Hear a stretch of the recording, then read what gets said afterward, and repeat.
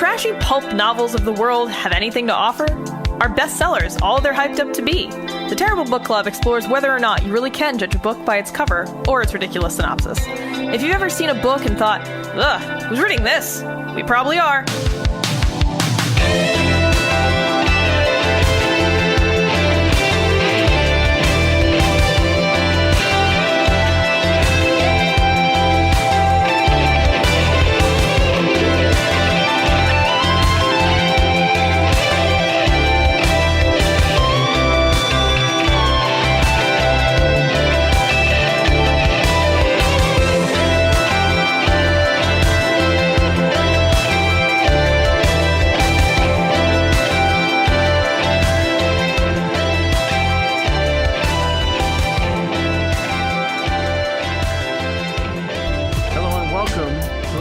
Of the Terrible Book Club. I'm Chris, and this is Paris. Hey. And this time we read Woman Worship by Dean Jean-Pierre. A steamy book for a steamy evening. It's real hot. Yeah, Chris and I are both racing against the clock to record this episode because we had to shut our air conditioners off. So we're suffering for you. Yeah, we're suffering. In 90 we're suffering. degree weather. Well, I think the sun has gone down. Yeah, it might be 90 now. It was the height of the day was like 98 today. It's been like 100 degrees this whole week. It's been terrible. Oh, there are also fireworks going off because it's July 5th. Because people can't stop fucking doing fireworks after July 4th in America. It's just a month of fireworks, just never ending. Anyway, how about books? How about this? Yeah, this is a little different. We read a poetry. Yeah, so we decided to read a book of poems this time because we've never done any poems. So, hopefully this is fun. It was horrible for us. I hate this. This was terrible. I just had to force myself through the latter half of this in one sitting, and it was fucking unbearable. It was so unbearable I ate like half a fucking pint of ice cream while I was reading it because I was like, I need something to dull this pain. Ah, yes, ice cream. My oldest friend. So you know how we're kind of prudish about romantic content in books, of course, so we decided, why not just find the book that turns that all the way up to 11? Luckily, it's not too explicitly sexual. No, he saves that for his other book, Pussy Whisper, and his I'm not joking, he has a book called Pussy Whisper. Pussy Whisper, just singular, not whispers. Is it the pussy that's whispering, or is he like the whisperer into the pussy? So I think he meant it in the latter way, like, oh, I'm the fucking pussy whisperer, but it's just pussy whisper, so it just kind of sounds like a pussy fart. Like, I don't know. Like, it's just a real unsexy title. Speaking of unsexy titles, at the end of this book of poems, Dean Jean-Pierre leaves us a little snippet of his erotic short story entitled Moist. Ugh. Now, nothing gets me going like the word moist, right, Chris? Jesus. It's just like... Has this man ever had sex? Has he ever, like, oh, God, I don't understand. It sounds like he's trying to convince everyone that he sure has. Yeah. The word moist is also that one word everyone uses to grossly describe erotic stuff. Right, It's like a cliche for, like, the bad word to use in erotica. So why would you name your whole fucking book that? He loves it. Yeah, well, yeah, that's, yeah. So, anyway, how about, this thing, like, I think we might just need to read some of these poems. Oh, yeah, I'll fucking take one for the team. What am I reading, Chris? I don't know. What's in front of you right now? Because they're all basically the same. Yeah. You ready to hear the same? You ready to hear the same poem 4 times? Like the same 4. I'm sorry. I can't. The same 4 poems, like 90 times, is really what I was trying to say there. They're also all dated at the end, and they're all written over like a decade or something, but I see no improvement. There is no change in style.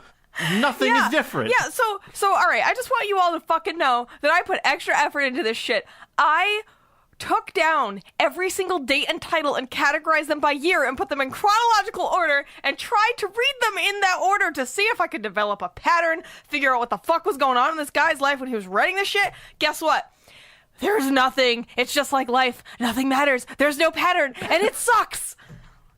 Do you think maybe he just added the date zone at the end to make it seem like he wrote it over time? No, I think I found your note in the fucking Kindle doc, and I think you figured it out. I think you figured out the mystery. Because why else would these poems have dates and times? They are time-stamped. Each one is time-stamped. It's so strange. But Chris, do you remember the note you made? I made a lot of notes on this one. All right. Well, Chris made a note saying, and this is where we find out that all of these are actually just Facebook rants that he structured as poems. And I think that reveals why they're dated and timestamped, because they might have been just like... Oh, he just took the status like social update. Media statuses, or something like that. Oh, you might be right, because they're all very first drafty, too. Like, I don't see any editing and that's the weirdest in any thing. of this. So the earliest one is from 1996, and the newest one is from, like, 2010? I mean, that's a long time. Once again, there's no change in style, no clear, like, he has not bettered himself at his craft whatsoever. And not only is there no improvement and no discernible, like, style or style shifts, there's no theme other than, I think, this one collection of poems, I will call it a book. This book has the word love so many times, it has to break a fucking record. But, like, I couldn't sit here and count them all. There's, like, some headers where it's, like, it's not really poems. They're just, like, the text, the font is bigger for some reason. Oh, yeah, there's this weird formatting problem in this book. I think those are headers of sections, like... Because one of them is just essays, and he's like, this is a bunch of essays I wrote instead of poems, which are definitely all taken from, like, a blog post or something.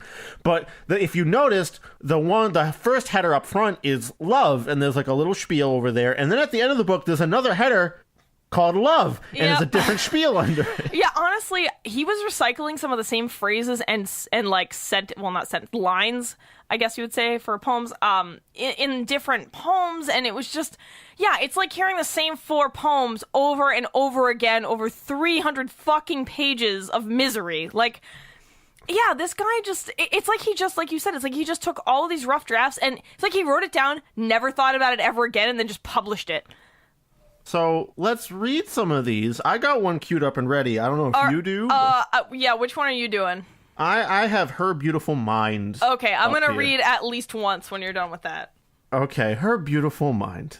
The way to her heart is through her mind. Stimulate her with words and their beauty. Open her heart to all of life's possibilities. She will be intoxicated with passion and anticipation of the beautiful Rembrandt your words have painted.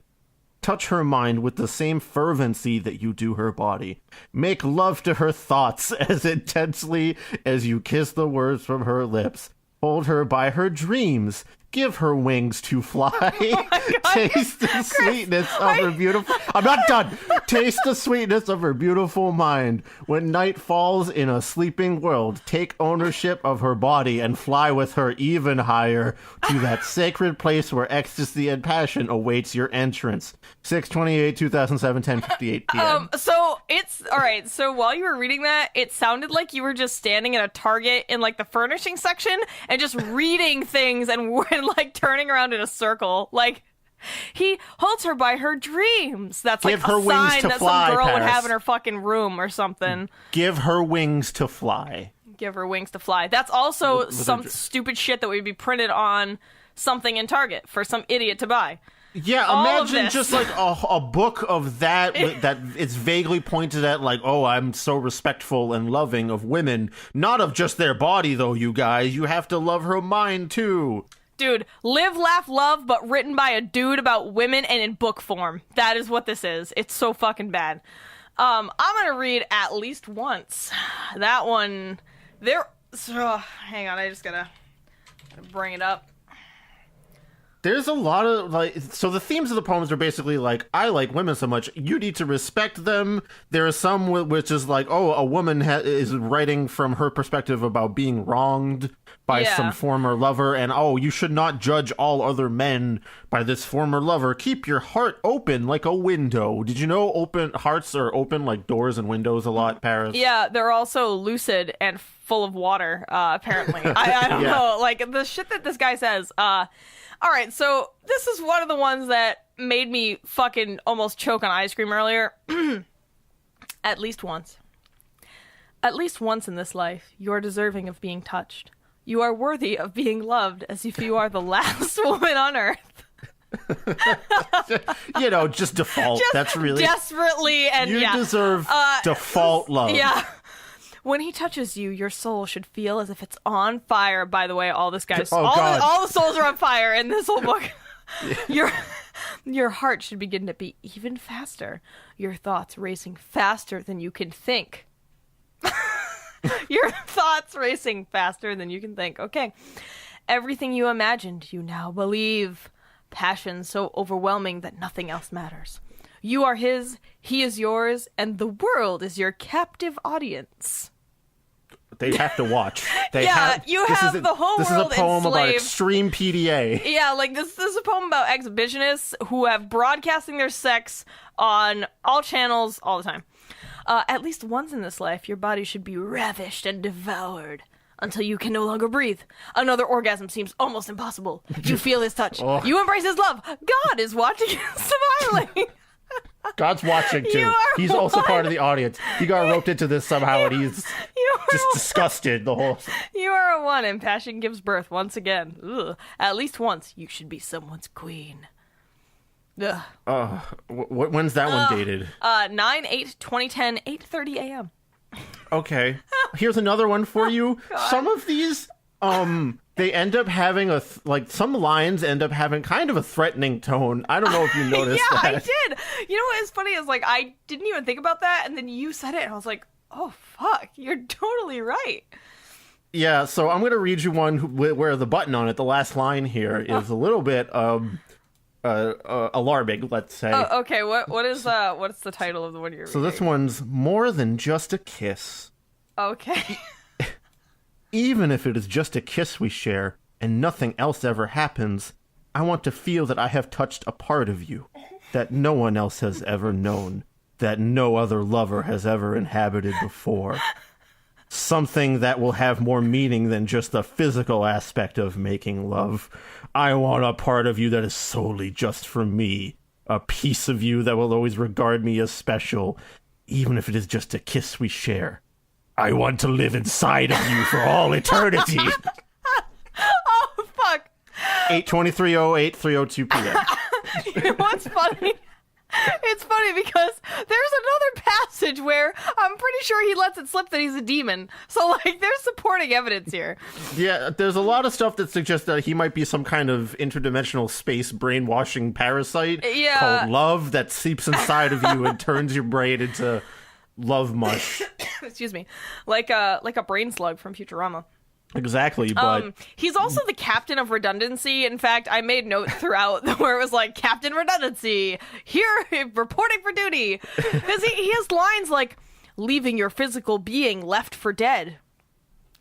Okay, leaving and left. You don't need both of those in there. It's not. Yeah, like, none of these are very poetic. I think is the other thing that kind of kills me. There's no metaphor or. It's literally Target cards, greeting cards. No, it's real bad. I mean, I'll just read the titles that I'm scrolling through. Oh, here, yeah, I have a whole list. And you can tell me, how if you get the general idea. Here's some titles. The Good Woman. Finally. Secrets. Reflections. To Touch. Picture of You. Let Me. Still. Touched. A Safe Place to Fall. If I Had. Oh, I remember If I Had, because this is this sounds like a shitty R&B song to me. Oh, really? Do you want to read that one before I do? I'm going to do Body Image, FYI. Oh, Body Image is really good. If I had but one life to live. If I had but one time to love. If I had but one kiss to give. Yeah. I would give them all to you. Woo! A life lived without you. Without a you. A heart untouched by your love. By lips love. Untouched by your kisses. That is a life I can live without. The end. The end. Oh, God. All right, we didn't plan that. That was just pure freestyling. All right, body images. We're just reading these at the because they're amazing. I mean, they're so fucking bad. All right, body image. I can't. Collect yourself, Paris. Come on. Whew. Okay, I can do this. Oh, just go somewhere else in your mind. Just go somewhere else in your mind. When you look at my body, you will see all of my imperfections. It is just a consequence of getting older. It is also a beautiful reminder of the children we made. Every beauty scar was worth the pain. When you look at my heart and feel all my love, I hope you will look beyond just the physical.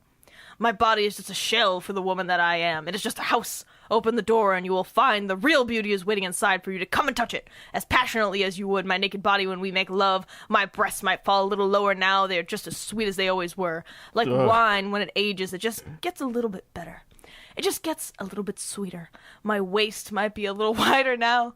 It is easier access for you to go deeper now. To intensify the pleasure of making love. My weight has always been an issue for me.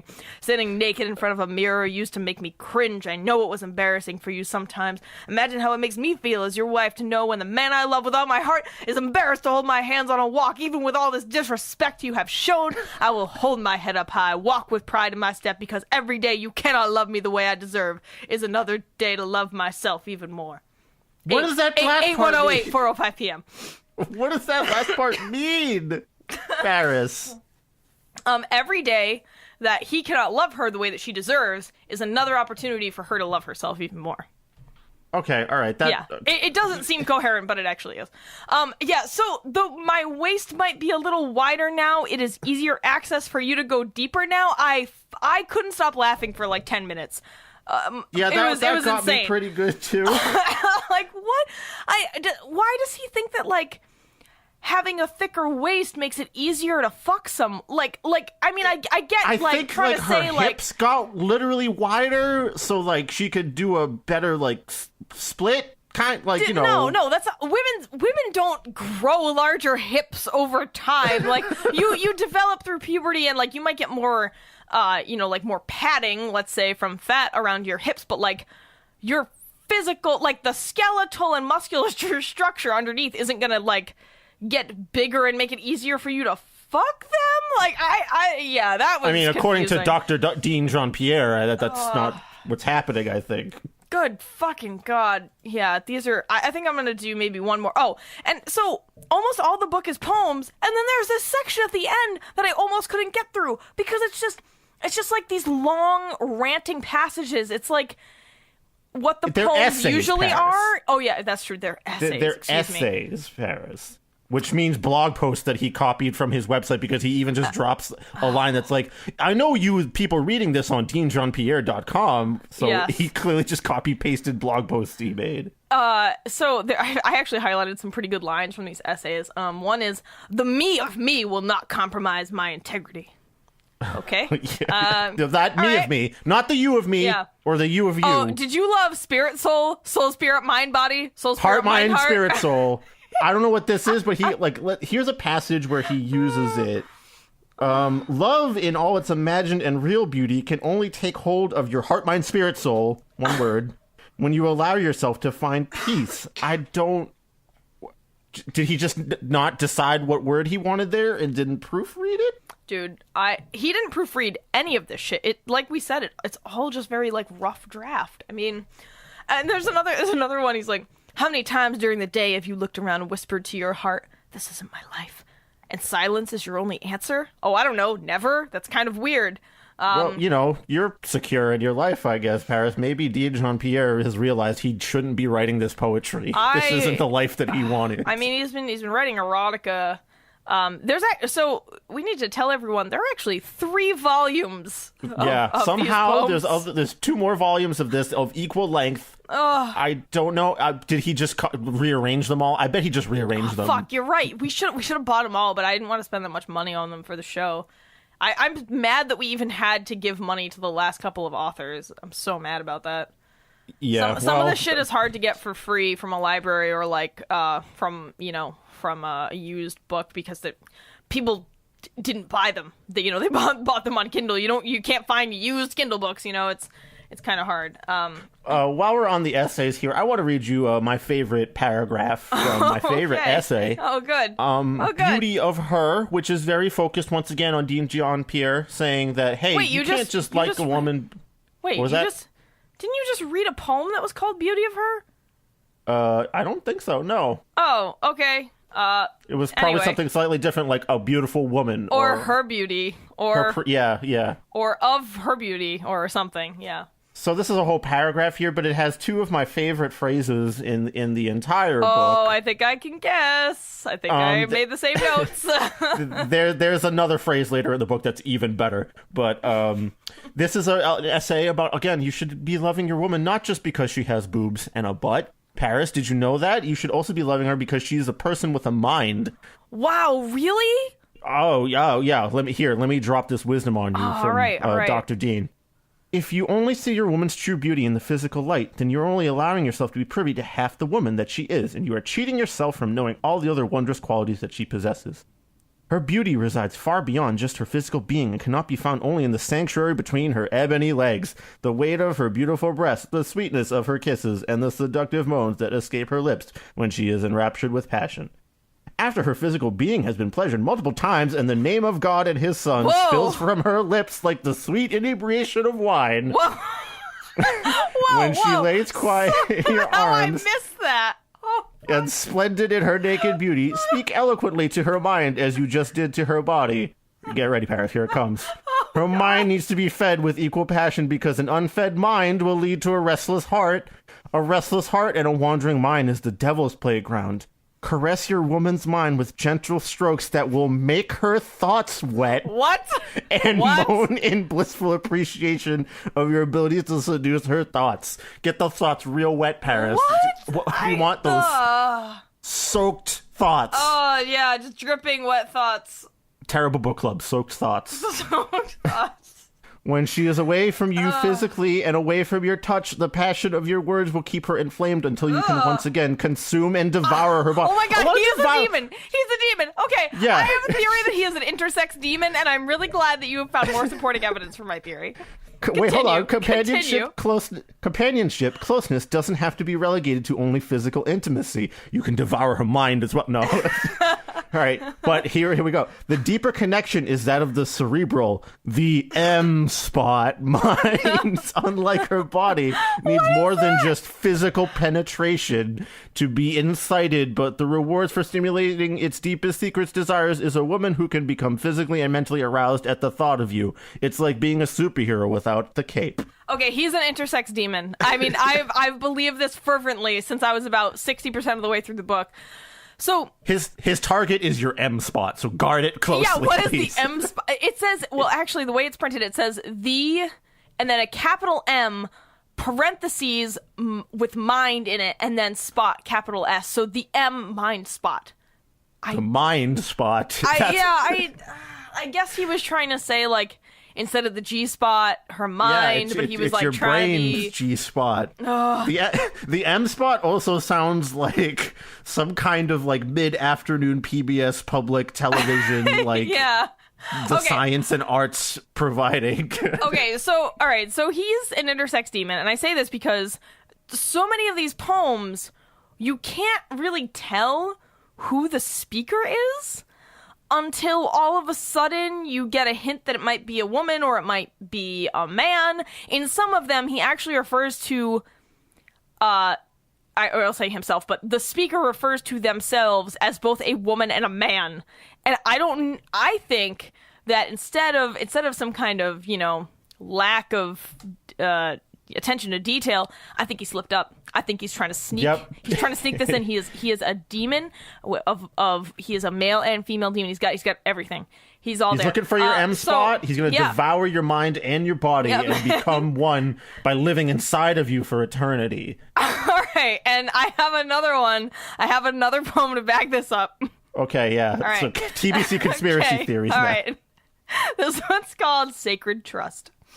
Okay, good. Even if we have never spoken, I have kissed your lips 1,000 times, as if we're long-lost lovers.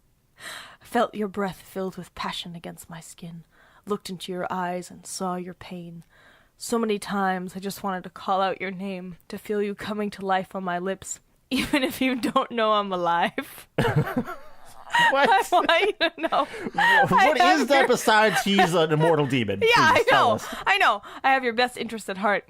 I am sure you have heard those words many times before. Yeah, trust me. I will not devour your M spot. I am sure you have heard those words many times before. This time will be your last. This is in the poem. I am not ad-libbing. I will be patient and do what is needed to gain your trust. Once I have it, like love, it will be treated as something sacred. Trust is as fragile as love. Once it is broken, it never fully heals. There are always loose fragments unseen by the eyes, but felt by the heart. Maybe my love can never fully heal what was so callously taken. But when you allow yourself to love again, I will love and respect you with my heart and soul. In time, what was stolen can be found again, and we rebuild the sacred circle of love and trust. Why did he turn into like a mischievous goblin at the end? Because I'm a demon. Because he's a fucking demon. All right. Well, my biggest evidence for him being a demon. Collected it. No, dude, it just came to me when I was in the fucking grind on the last half of this fucking bullshit. I'm telling you, it's a demon. Strings up on the walls, all the poems like connecting to each other until you find the truth. Yes, dude, there is a line. All right, I'm gonna read Life's Breath. This is not the biggest piece of evidence, but this is another one. All right, Life's Breath. She falls asleep. Sometimes even between breaths, her lips part slightly open. Her warm breath dances with mine. I breathe her into my soul. I breathe her into my soul, allowing her passage into the most sacred place, my heart. All right, it's breathing her into his soul. That my third Gorbulax. My heart. Yes, that's right. Fuck. I can't find the goddamn. Damn it! Here's Where is the one? First line in things I want for you. Now I'm just hunting for more evidence, Paris. Dude, it's everywhere. It's everywhere. Fucking demons can't melt fucking steel hearts. I don't know. No. Demons can't get steel boners. I don't know. Yeah. All right, things I want for you. I want to slip inside of you, quiet like the night. No, don't do that. Don't do that. Fill you up like sunshine filling a darkened room. I want to make you happy like a baby when she first discovers how to walk. That feeling of complete freedom when I'm inside your skin for the first time. No!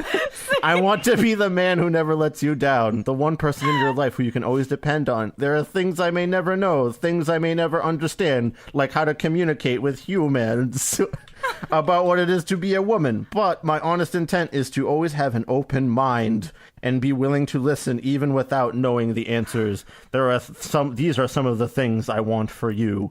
4:30:06, 1:06 p.m. Oh my god, Chris, this isn't a joke anymore. Dean Jean-Pierre is a demon, and he is out for women's souls. We have to fucking do something.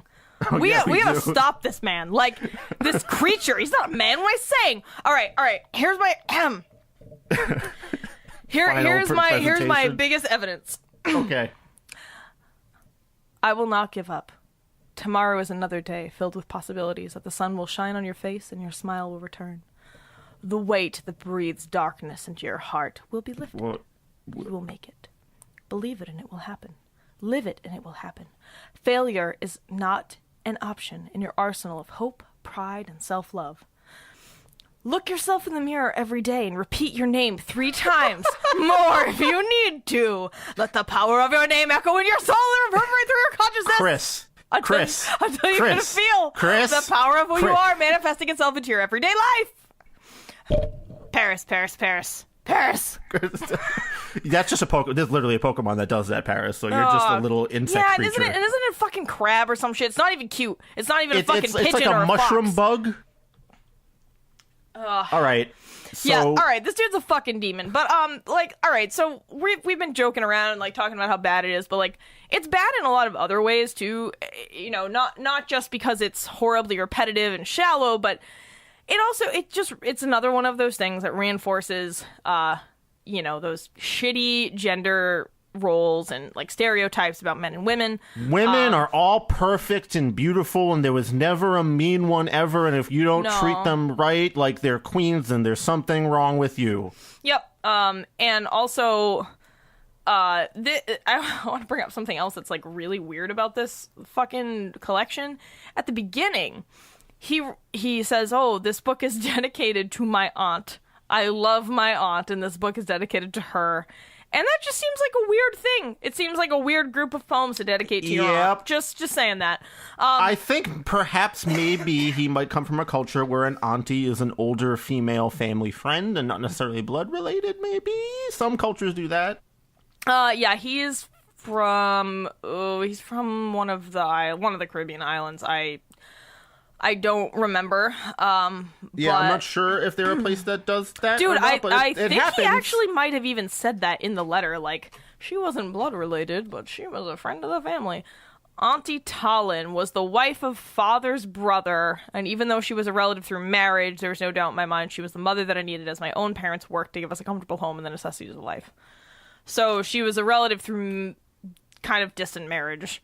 He was her aunt. His father's brother. Yeah. So yeah. Well, he liked her enough to write 300 pages of shitty, vaguely erotic poetry. Yeah. Dedicated to her. So the line is, "The love my Auntie Talon had for me is the love that I pour into my writing as she lives on in the words that my readers get to enjoy. Woman worship is my love letter to my Auntie Talon. Enjoy." That's kind of weird, but okay. Yep, it's super weird. Super weird. Speaking of Caribbean things, I want to read you my favorite poem from the whole thing because it has my favorite phrase in it. Oh yeah, that one really got you. It's called Caribbean Sun. As far as my heart knows, you are the only woman on earth. If I could gaze upon your loveliness every day of my life, my eyes would know what my heart confirmed a long time ago. An angel walks among us, untouched by the wily ways of man. A smile as warm as a Caribbean sun, cascading its warmth, soothing my aching body. Stripped of my armor, high noon will be soon. My body shoots through the microwaved ocean water. Why is the ocean in a microwave? What's happening? You know what? Microwave, new from Axe body spray, the new scent, microwaved ocean water. That's what that sounds like to me because every time I'm going to describe the scent of Axe to anyone now, it's so spot on. It's microwaved ocean water. How awful would microwave ocean water smell? It's my health shot. I take a shot of ocean water every morning. I put it in the microwave. Get some of that salt back, It's got that undertone of exploded snail brains. It's fucking great. It's got the plankton you need to start the day. As a fucking demon. All right, let me finish it. Clear blue is transparent as my love for you. What? So your love is fake and transparent? It's clear and transparent. Yeah. Drenched in the warmth that is your love, pouring down all over my body, the salt of the ocean burns my lips, serves to remind me of how I thirst for your kiss, lower my head into the ocean below. Submerged in the ocean blue, you are all that I see. As the waves wash over me, it's like you are here touching me. Feels so good, so blessed to be in love with you. You are my Caribbean sun, shining your warmth all over my body. 6/20/01, 4:35 p.m. Yikes. Microwaved ocean water had me like doubled over on the floor fucking laughing. I'm not kidding. I was just because it's towards the end of the book. Oh, I thought it was the waste fucking comment because that one had me going. That one was pretty bad too, but microwaved ocean water just had me rolling. Yeah, and I mean, and these poems are filled with these like really bizarre attempts at being poetic or romantic. It just doesn't cut across. All right, and the most surprising thing to me about this book is its reception amongst women, apparently. Unless this guy has paid a couple people or like asked a couple people for favors, there are many positive reviews of this book. There's like 4 good reviews on Goodreads, and on Amazon there were quite a few that were like, I read these every day before I get up and go to work and they make me feel so good. And I'm just like, Oh, no. Like, it just bothers me. On some level, there's like one essay that's about like self-love and getting to like love yourself, and like that's Yeah, all the that one should where matter. you summon your demon form by saying your name 3 times in the mirror. Yeah, that one. But then the rest of the book is like, I'm not complete without my lover. You are the other half of me. I need your touch so much. Even I rhymed more than this guy did. He rhymes sometimes. Yeah, awkwardly and without purpose. And that's how I can explain all of these poems. They are awkward and without purpose. And it's just, I mean, I honestly think that what he should have done is taken this mountain of prose that he had written and actually read it over and distilled it into a few good poems, because I think that's possible. There were maybe 2 or 3 lines that are like, that wasn't too bad, or like I kind of, I understood what he was getting at, even if I think that it's all pretty shallow and kind of comes from a sort of shitty place. Like there's definitely an undertone of like slut shaming and every man needs a woman, every woman carrying needs a man. Carrying yourself with like, dignity and modesty like a proper woman. Exactly, and very, very like heterosexual, classic sort of white Western gender roles sort of shit. Like, so it's not great, but there were some moments where I was like, okay, I understand that you're trying to describe being in love, and that's a really hard thing to describe. So like, I get it. I get where you're going with this. Like some of the more simple ones, There's a lot of times where he straight up says like, I have not the words to describe my feelings. I'm like, dog, isn't that the whole thing we're here about? Oh, like, yeah, I you're made the the guy same... with the words, yep, right? I made the same note. So I'm gonna read. I think this might be my last selection. Wait, no, hold on, Paris. He's taken an H.P. Lovecraft approach to love because he's an indescribable cosmic horror. Yep. Excuse me. Yeah, it's definitely H.P. Lovecraft was reborn in Dean Jean-Pierre. So I'm gonna read So Amazing. Okay. And I cannot believe that every time we make love, it only gets better as our journey to discover everything our bodies need to sustain this passion feeds us with an energy only true love can create. It's so amazing to find someone who innately knows what will bring me pleasure with just a touch, driving me to the brink of ecstasy, and the next kiss sends me over the edge, and I am falling hard, loving harder than ever before in this life, and I put myself in your hands, knowing that I abandon all need for control, submitting to the pleasures your love will bring. You will be there to catch me when I fall. No other arms can catch me now. Loving like this is so amazing, and I cannot fully explain just how wondrously Vandross it feels to be flying. The view from up here is so beautiful. Fear of the unknown no longer paralyzes my heart. Knowing that you are my soft place to land, set me free to enjoy this love that's so amazing. 6/11/07, 2:45 p.m. Just how wonderfully Vandross it feels to be flying. I choked on ice cream. It was... Yep. It says, just how wondrously, and then in quotes, Vandross, and end quote, it feels to be flying. Like, no! That's awkward as fuck! Why would you say that? There's a lot of awkward phrasing. Like, there's weird grammatical stumbles, like tenses not agreeing a lot of the time. Yeah, Stuff like there's that. There's a lot of tense issues, spelling issues. Oh, you found a really good spelling error. Do you want to read that line that's in? I can't like pinpoint it right now, but there was one part, I think I know what you're talking about. The one that says, we don't have to be physical to be intimidate. Instead of intimate.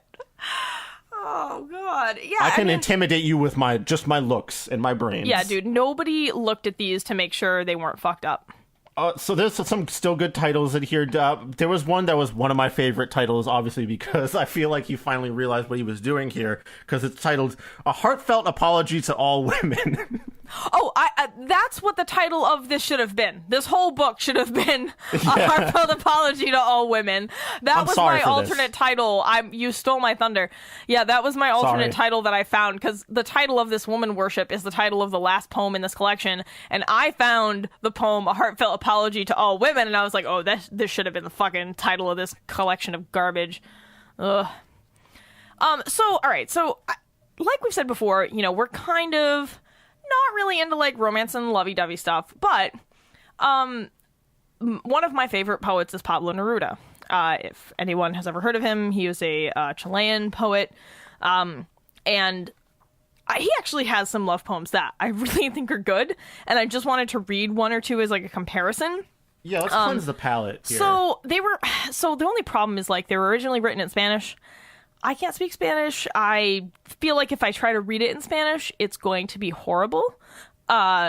Because I just have no ability to pronounce the fucking shit correctly. So I'm going to read the English translation, but I just want to give an example of, like, poetry that I think is good, like another love poem that I think is good. Yeah. So this one is called So That You Will Hear Me. So that you will hear me, my words sometimes grow thin as the tracks of the gulls on the beaches. Necklace, drunken bell, for your hands smooth as grapes. And I watch my words from a long way off. They are more yours than mine. They climb on my old suffering like ivy.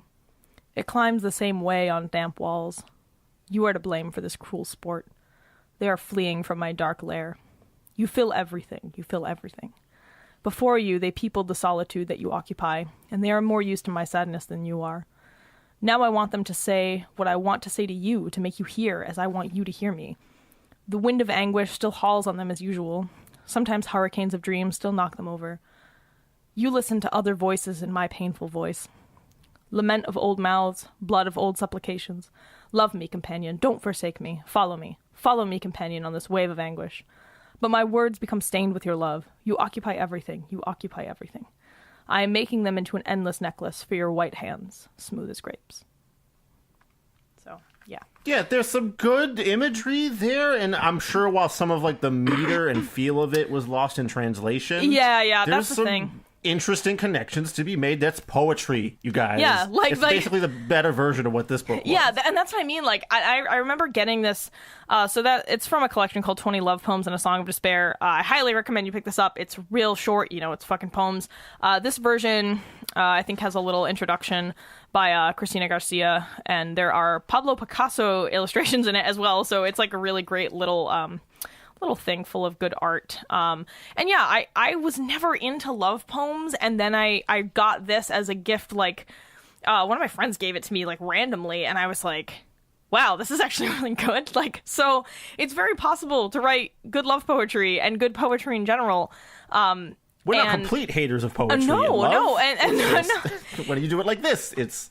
Yeah, when you just trot out the same tired old mare, like, I mean, it's just not...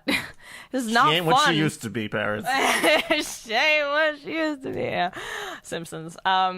Yeah, so that's that. I'm not sure if we have much else to say about this. I haven't read a lot of love poetry or anything like that before, Paris, but I did try my hand at writing some after reading this book and being inspired, you see, because there's a thing that I love very, very much, and I felt like I could try to, learn from Dean Jean-Pierre, copy his style a little bit, and write something that expresses my love.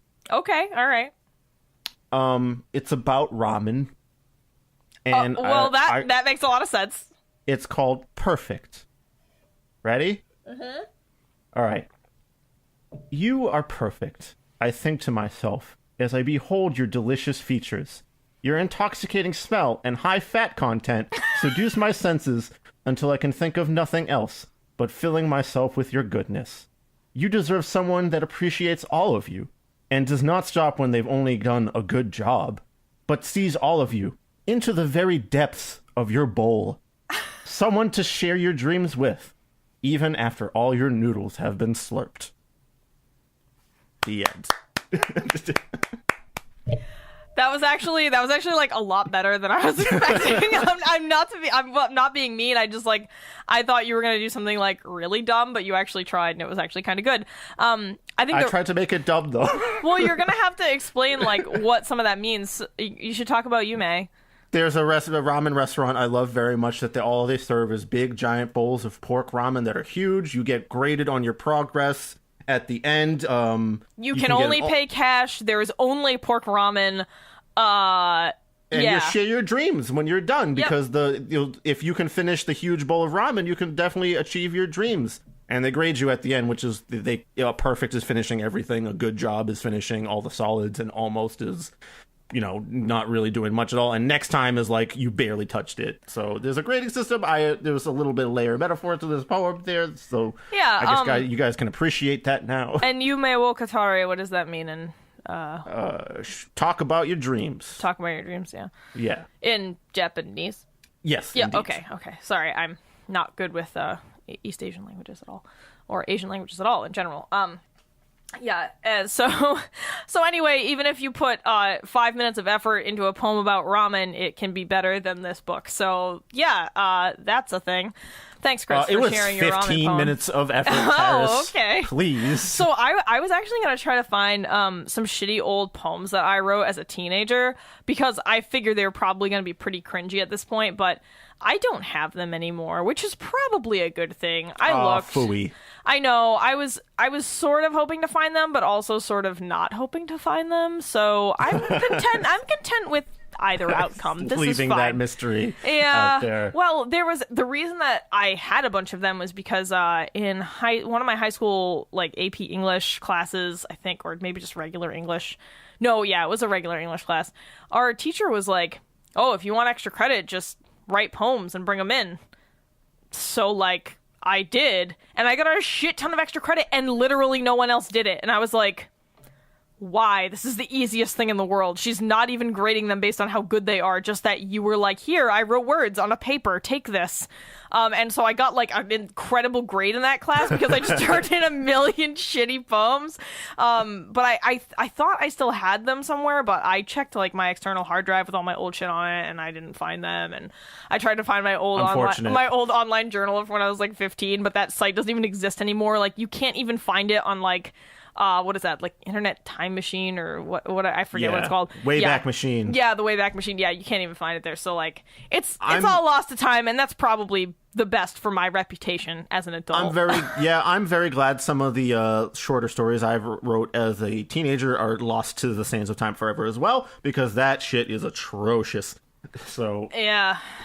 We're not clean of this. We've done it too. It's just that we've destroyed all evidence because we realized we didn't publish it. Yeah, we didn't publish it, and we also, I mean, I don't know about you, but I certainly never thought anything I did was that very good. So not really. I've only just started to appreciate myself as a musician, and that's after like 2 decades of really practice. God, I don't really even think I'm that good of a musician. So there's that. I mean, but that's just my personality. I think that like everything I do is fucking trash. So. Like, I mean, look at this podcast. Terrible Book Club, right? Yeah, here's where we wrap it up for the episode, I guess. Thank you, patrons, for contributing your money to a podcast that Paris doesn't even like. No. I very much enjoyed doing this. It's very fun, and it keeps the existential dread at bay, along with being in bands, going to the gym, reading, and having a meaningful job. So, and food, dogs. So, all those things. That's good. A positive button at the end of this show that not everything in life is that terrible. Yeah. Like, bowls of ramen. Bowls of ramen exactly are a reason to live another day. So real quick before we go, we are going to do another episode of the Sort of Truth series for the Patreon. So if you want to give us $4, you can watch us. You can watch and listen to us watching the Sort of Truth TV series, which is fucking awful. We read the first and second books for the show. So episode 3 was Wizard's First Rule. Episode 22 was Stone of Tears. They are by Terry Goodkind, and they are fantasy bullshit at its finest. And the show is even worse than the books, if you can imagine that. So they have like filler episodes, like you needed to add anything. Yeah, it's very strange. It becomes a procedural by the third episode. We've released 3 episodes on the Patreon. The first 2 are packaged together. I don't know if we're going to do a 4th right now. It depends on how hot we are at the end of this. AC has been off for almost an hour now. I think I might have to wait for a later day. Yeah. But it's going to happen. Don't worry. But hey, at least the fireworks stopped while we were recording, because sure. Right before we were about to record, I was like, well, my AC is really loud, and now there are fireworks, but they are gone, so... Sweating for your Patreon dollars. I'm Patreon literally dollars. wearing a bathing suit. I'm wearing a bathing suit. Patrons, Dari and Greg. Yes, thanks, Dari and Greg. Hopefully we can add more patrons to our ranks by the next episode. I feel like I had... Oh, that's right! I promised everyone that I would tell them if wind was Satan in Puritan times in New England. And yes, wind was Satan in Puritan times in New England. They thought that witches could control the weather, and all the elements. So yes, something as simple as a breeze flickering torches could be a sign of witchcraft in a courtroom. Good to know. So watch out for wind because Satan's behind you. This has been Terrible Book Club. Yep. Thanks for suffering with us once again. We'll see you next time. Bye, Paris. Bye.